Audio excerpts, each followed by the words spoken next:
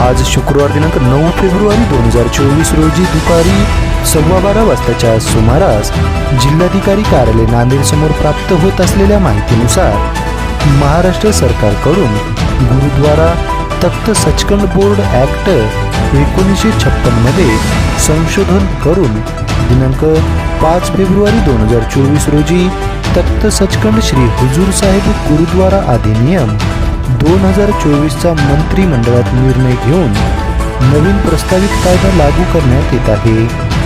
हा कायदा तत्काळ रद्द करावा यासाठी गुरुद्वारा अधिनियम 2024 च्या प्रस्तावित कायद्याविरोधात आज शुक्रवार दिनांक 9 फेब्रुवारी 2024 रोजी सकाळी 11 वाजल्यापासून शीख बांधवांनी जिल्हाधिकारी कार्यालयात धडक मोर्चा काढला होता। या मोर्चात हजारो शीख बांधव आणि भगिनी मोठ्या संख्येने सहभागी झाले होते।